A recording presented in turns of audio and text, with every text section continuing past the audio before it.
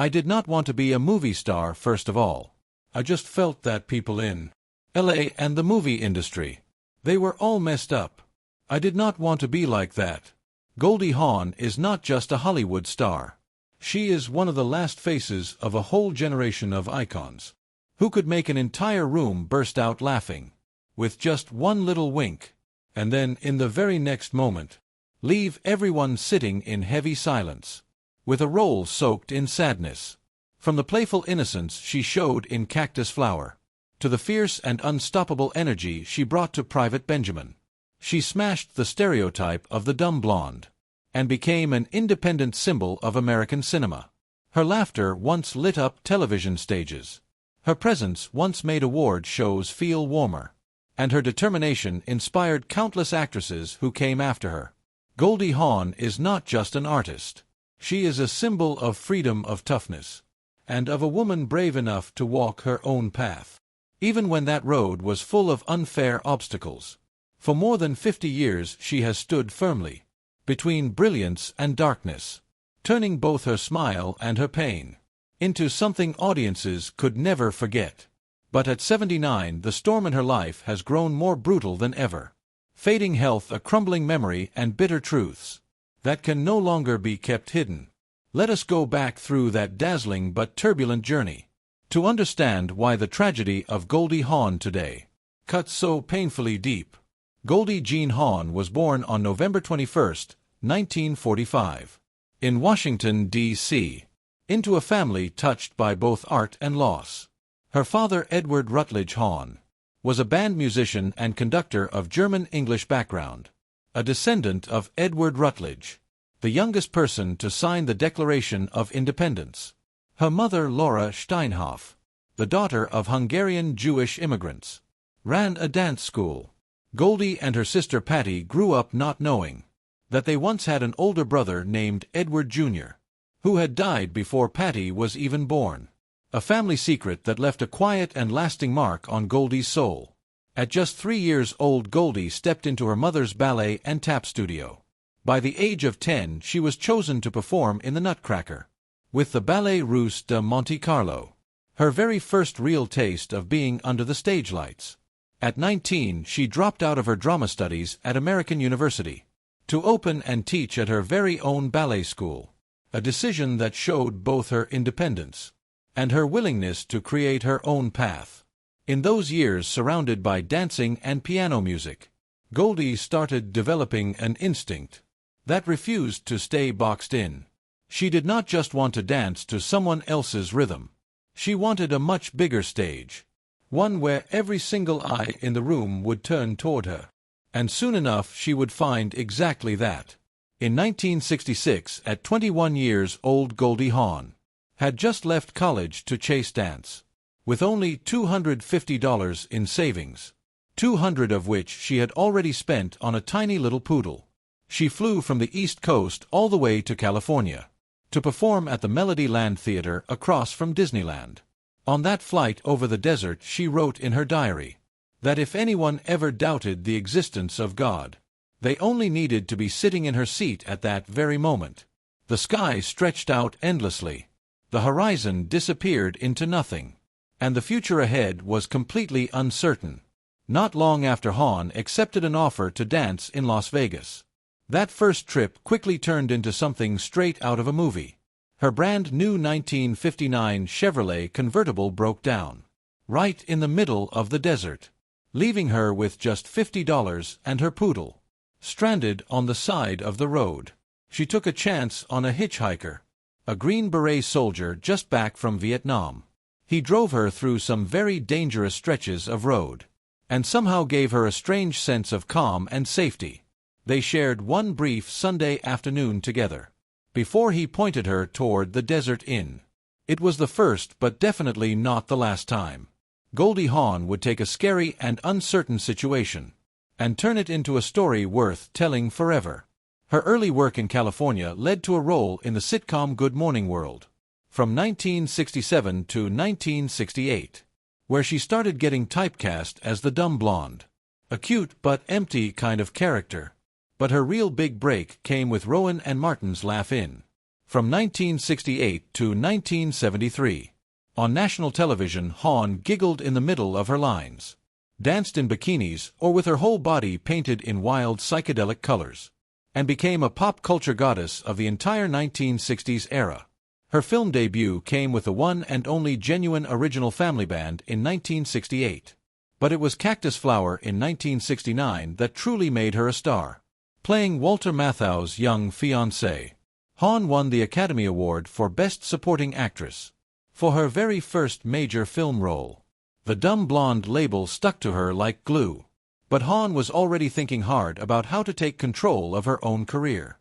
Within just a few years, with Steven Spielberg's The Sugarland Express in 1974 and Warren Beatty's Shampoo in 1975, Hawn was not only a bankable star in Hollywood, but also one of the very few women at the time who could both produce and star in her own films. Movies like Private Benjamin in 1980 and Wildcats in 1986 showed her boldness in stepping into worlds completely dominated by men, whether that was the military or football, and changing the way audiences saw female characters on screen. From a bar dancer in New Jersey, a young woman so anxious about fame that she sought therapy when she first felt the pressure of the spotlight, Goldie Hawn had transformed herself into a Hollywood symbol of real power and freedom, living proof of the line she would repeat many times later in life. "Do not tell me I cannot. Just watch me." While many actors spend years and years searching for their big break, Goldie Hawn only needed one single chance, and she grabbed it with fearless confidence. In 1969, after a few years on television with Rowan and Martin's Laugh In, she landed what seemed like a small supporting role in Cactus Flower. Nobody expected the character of Toni Simmons, a young woman both innocent and reckless enough to try to take her own life over love, to cause such an explosion. Made for just about $3 million, the film brought in over $25.8 million in the U.S., landing it among the top 10 box office hits of that entire year.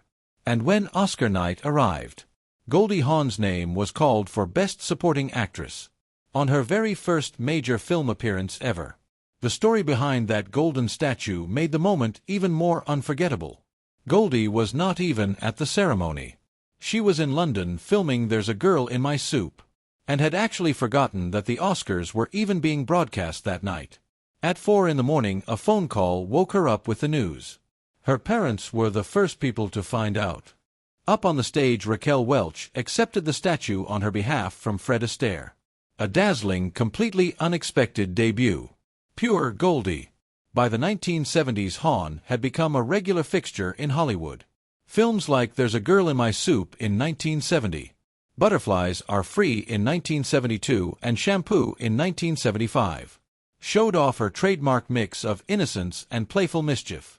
The director of Butterflies Are Free remembered how Goldie would often make up her own lines on set, making the whole crew fall apart laughing, and nobody dared call cut for fear of losing that natural magic she had. The 1980s were her golden era. Private Benjamin in 1980 was the big turning point. Made for $9.2 million. It brought in nearly $69.8 million at the box office, becoming one of the biggest comedies of that whole year. Goldie not only starred in it, but also produced it, standing her ground on the idea, even as studio executives laughed it off. Nobody is going to buy a ticket to see a women-led army comedy, they said, when the original director quit, claiming the script had anti-Semitic elements. Goldie quickly brought in Howard Zieff, a decision that turned what almost became a disaster into a massive box office hit, and earned her Oscar and Golden Globe nominations for Best Actress. In 1982, Best Friends, which cost between $15 and $19 million to make, brought in $36.8 million, and proved again just how powerful she was at the box office. Director Norman Jewison put it bluntly, "If Goldie is in, I will make the film." She later called it the most mature role of her entire career, blending real-life experience with sharp wit. Hit movies kept coming year after year. Swing Shift in 1984. Overboard in 1987, where she and Kurt Russell went from co-stars to real-life partners, spending long evenings after filming, just talking together on the beach. And Bird on a Wire in 1990 opposite Mel Gibson. Her biggest commercial moment came in 1996 with The First Wives Club, made on a $26 million budget. It brought in $181 million worldwide, making it the biggest box office success of her entire career. Most people do not know that the script was originally turned down by all three leading ladies who thought it was too anti-male. Goldie pushed hard for rewrites, making sure it balanced the humor with real emotional truth. Before filming began, Diane Keaton and Bette Midler even signed a rare agreement between themselves. Nobody would try to steal screen time from the others.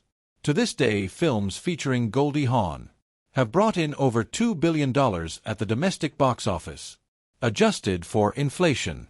An extraordinary number that proves she was never just a passing trend, but a lasting and durable star, who turned roles that could have been easily forgotten into rich, layered characters, leaving a permanent mark on American cinema. The heights of her career brought Goldie Hawn both dazzling fame and enormous wealth, but along with them came invisible pressures that only those on the inside could truly feel. After the blinding stage lights and the endless work, she came home to face personal choices that were sometimes controversial. It was right at that crossing point between glory and everyday real life that her private world began to reveal stories that were both deeply personal and full of drama. In her younger years, the actress went through a marriage that was both romantic and full of unexpected twists with Gus Trikonis. They met in 1966 when Goldie was still completely unknown, and Gus was already a familiar name in entertainment. He had played Indian, a member of the Sharks gang, in the 1961 film West Side Story, danced alongside Debbie Reynolds in The Unsinkable Molly Brown in 1964, and was notably one of the performers who danced with Elvis Presley during his legendary 1968 comeback special. Curiously enough, they shared the exact same birthday, November 21st. With their shared love of dance music and the free-spirited lifestyle of artists, they quickly became a couple. In 1969, just as Cactus Flower opened in theaters and won Goldie her Oscar for Best Supporting Actress, they had a small and simple wedding in Honolulu, Hawaii on May 16th. At that moment, Goldie was rising fast toward superstardom, while Gus was stepping away from performing to try to build a career as a director. But Hollywood's spotlight does not always line up with a happy home life. Goldie's packed filming schedule and growing fame stood in sharp contrast to Gus's struggles to rebuild his career, creating a gap between them that kept getting bigger. Goldie later told People magazine in 1976 that at the time she felt completely worn out and just longed to go somewhere quiet and peaceful to meditate. On April 9, 1973, they separated, but did not get a divorce right away, since, as she put it, neither of us wanted to get remarried right away. Everything changed in the summer of 1975, when Goldie happened to meet musician Bill Hudson on a flight, and sparks flew immediately. On New Year's Eve of that same year, she both filed for divorce from Gus and got engaged to Bill all in one day, only to then be hit with Gus's demand for $75,000 under California's community property laws. Goldie admitted she was hurt because she felt he had never supported me a single day in my life. But in the end, the legal process was all wrapped up in June 1976, clearing the way for her to marry Bill just 1 month later. As for Gus, after the divorce, he went on to direct a number of action and exploitation-style films throughout the 1970s and 1980s, and later worked on episodes of Baywatch, Quantum Leap, and Beauty and the Beast. In 1978, he got married again to costume designer Barbara Andrews, with whom he had a son named Nicholas, and they stayed together until her death in 2012. On that fateful flight, Goldie Hawn met Bill Hudson, the good-looking guitarist of the pop group the Hudson Brothers. At the time, she was still legally married to Gus Trikonis, but according to Bill's memoir called Two Versions: The Other Side of Fame and Family, Goldie surprisingly invited Gus along on their very first date. Hudson remembered that the evening fell flat. But their second time out together took a far more surprising turn. At a Rolling Stones concert, a tray of white powder was passed around the group, and Bill claimed Goldie happily took part. That night ended with a 12-hour-long conversation in bed, where both of them said they were in love with each other, even though on paper she was still married to another man. Goldie has always denied any cheating, brushing off Bill's claims as the words of a bitter ex-husband. Just a few months later, on New Year's Eve 1975,